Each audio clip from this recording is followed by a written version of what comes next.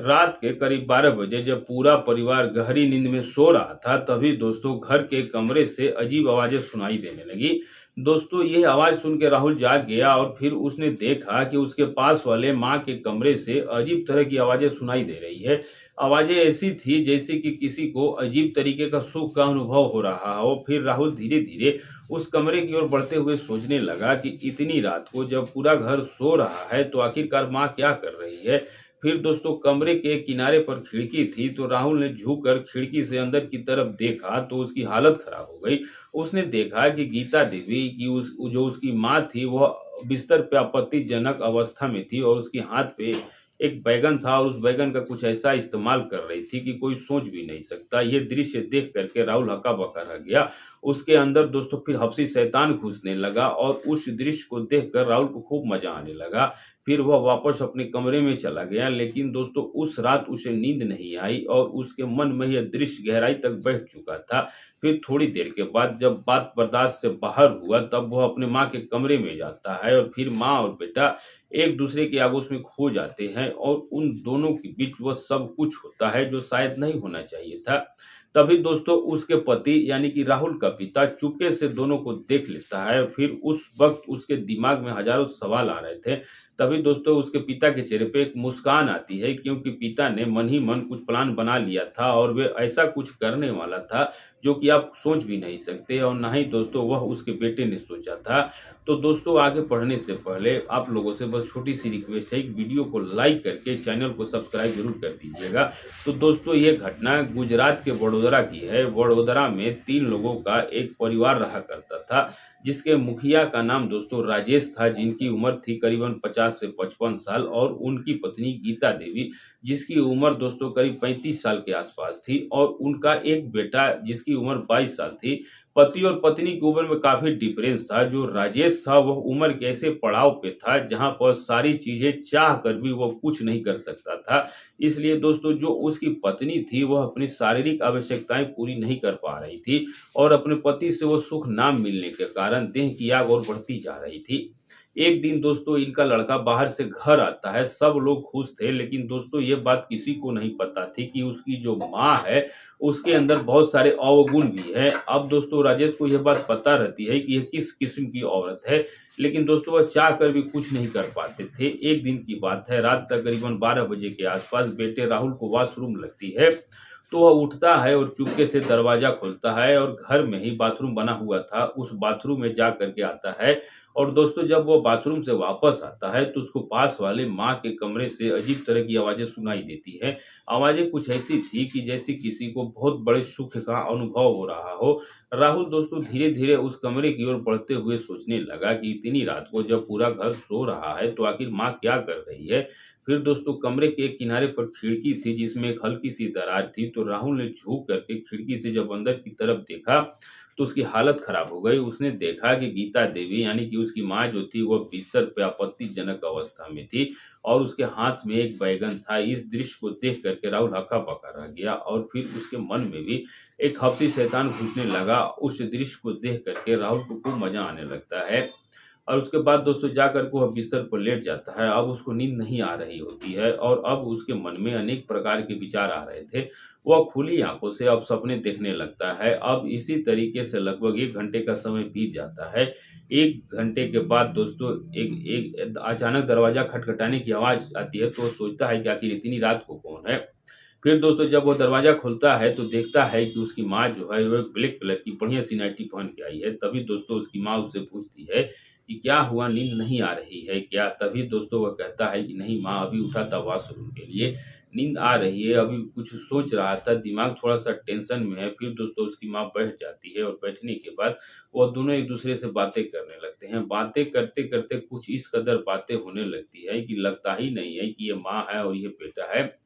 वो राहुल को खुल के सारी बात बताती है कि तुम्हारे जो पिताजी हैं वह किसी भी काम के नहीं है, उनकी वह अवस्था हो गई है और तुम जो है वो मेरी उम्र को देख ही रहे हो, तो कभी-कभी इच्छाएँ होती हैं और उन इच्छाओं को पूरी करने के लिए हमें किसी और वस्तु की सहारा लेना पड़ता है। तब राहुल कहता है कि जो तुम कह रही हो हमने सब देख लिया था और अब मैं यही सोच रहा था और इसी कारण मुझे नींद नहीं आ रही थी। अब दोस्तों दोनों ही धीरे-धीरे एक-दूसरे से बात करते हैं। बात करते-करते दोनों की बात एक दूसरे के छूने तक भी आ जाती है और जब राहुल की माँ राहुल को छूने लगती है, हालाँकि दोस्तों राहुल पहले से ही विचलित था और ये सब करते देख कर के वह ज़्यादा ही विचलित हो जाता है और वह बिल्कुल ही कंट्रोल के बाहर हो जाता है और वह दोनों ही संबंध बनाने लगते हैं।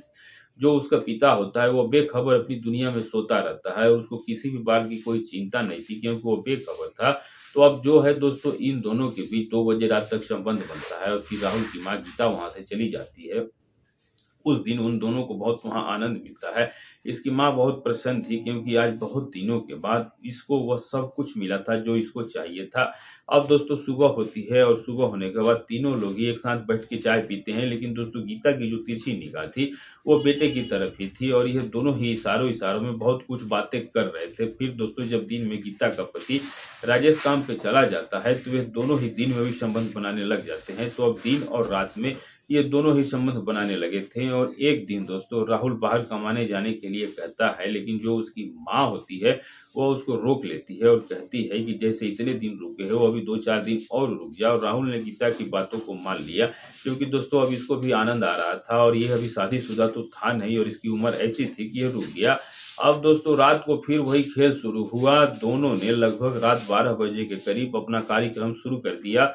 उस रात भी दोस्तों उन दोनों ने बहुत मस्ती की, लेकिन दोस्तों एक दिन ऐसा हो जाता है कि दोनों संबंध बना रहे होते हैं और जो लड़का होता है वो अनेकों तरह की वीडियो देखता है। वीडियो देखने के बाद उसने अपनी माँ से कुछ ऐसी डिमांड की जिसको आप अप्राकृतिक संबंध भी कह सकते हैं। तो उसकी माँ तो पहले मना करती है कि नहीं हम ऐसा नहीं कर सकते हैं, लेकिन वो लड़का जिद पे अड़ा था और वो कहता है कि नहीं हमको ऐसा करना ही पड़ेगा, नहीं तो मैं पिताजी से सब बता दूंगा। तो महिला फंस जाती है और अब ये दोनों लोग संबंध बनाते हैं और संबंध के साथ महिलाओं को दोस्तों कुछ ऐसी उसको तकलीफ होती है कि उसकी हालत खराब हो जाती है और अगले दिन उस महिला को उठने बैठने में भी दिक्कत होती है और दिक्कत इतनी ज़्यादा हो जाती है कि वह बर्दाश्त नहीं कर पा रही थी और दोस्तों वह डॉक्टर के पास जाती है। डॉक्टर को बताती है कि हमें पाइल्स की दिक्कत है, जिसके कारण हम जो है वो उठ बैठ नहीं पा रहे हैं। डॉक्टर दोस्तों उसको दर्द की क्रीम देता है, वो क्रीम लगाती है जिससे कि उसे राहत मिलती है, लेकिन दोस्तों जो वह महिला है वह आज इस लड़के को नहीं रोकती है और चला जाता है।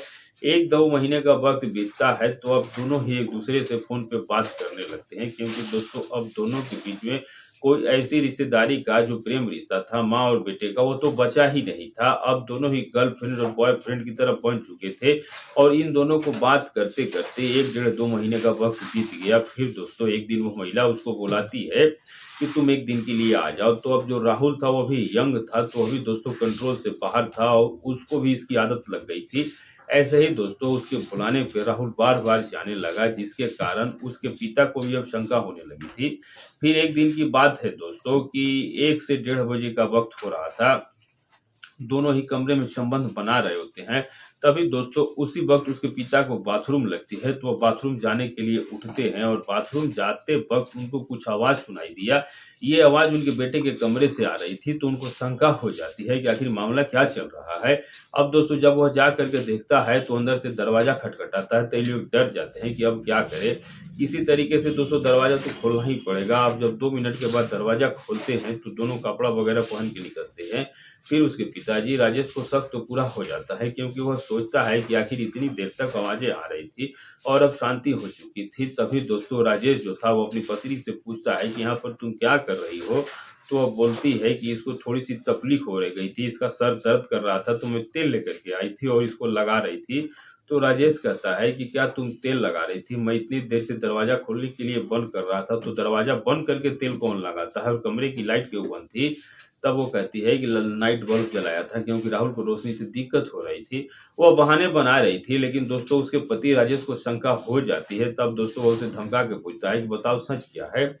सच डर के मारे गीता ने सच अपने पति को सच बता दिया। उस समय राजेश सुन करके हैरान रह जाता है और चुपचाप दोस्तों अपने कमरे में जाकर के लेट जाता है। अगले दिन सुबह राजेश अपने बेटे को घर से बाहर निकाल देता है और कहता है कि आज के बाद तुम इस घर में बिल्कुल भी मत आना, नहीं तो मुझसे बुरा कोई भी नहीं होगा। राजेश कहता है कि मैं नहीं चाहता कि मेरी बेइज्जती हो क्योंकि मेरा इस समाज में इज़्ज़त है और तुम मेरे इज़्ज़त को खराब मत करो और चुपचाप यहाँ से निकल जाओ। दोबारा यहाँ बिल्कुल भी मत दिखना, नहीं तो मैं सारी बात पुलिस को जाके बता दूँगा। वार्निंग देकर के राजेश उसको वहाँ से भगा देता है। लड़का भी समझ जाता है कि अब मामला यहाँ से गड़बड़ होने वाला है। तो दोस्तों अब वो वहीं से दोनों अलग हो जाते हैं, लेकिन कभी-कभार व्यवहार मिलते रहते थे। हालाँकि दोस्तों ये मिलने का सिलसिला जो है फ़िलहाल बंद नहीं हुआ था, लेकिन जो इस कदर सिलसिला चल रहा था वो ख़त्म हो गया। एक बहुत बड़ी घटना होने से बच गई, नहीं तो दोस्तों शायद हो सकता था इसका परिणाम कुछ और ही होता। तो दोस्तों समाज में कब किसकी नीयत किसके ऊपर खराब हो जाए ये कोई कहने वाली बात नहीं है। कलयुग का प्रभाव आजकल बहुत ज़्यादा देखने को मिल रहा है। दोस्तों हमारा इस कहानी को सुनाने का मकसद किसी का दिल दुखाना, किसी को आहत करना या परेशान करना नहीं, सिर्फ़ आपको जागरूक और सचेत करना है, ताकि दोस्तों ऐसी घटना जो है वो आपके साथ भी घटित ना हो। तो दोस्तों हमारी इस घटना के बारे में आपकी क्या राय है? हमें कमेंट करके ज़रूर बताइएगा और दोस्तों आप ये वीडियो जहाँ से भी देख रहे हैं, अपना और अपनी सिटी का नाम लिखना बिल्कुल मत भूलिएगा। और दोस्तों अगर आपने हमारे चैनल को सब्सक्राइब नहीं किया है तो चैनल को सब्सक्राइब करके बेल आइकन को ज़रूर दबा दीजिएगा। मिलेंगे ऐसे ही किसी सच्ची घटना के साथ, तब तक के लिए दोस्तों नमस्कार।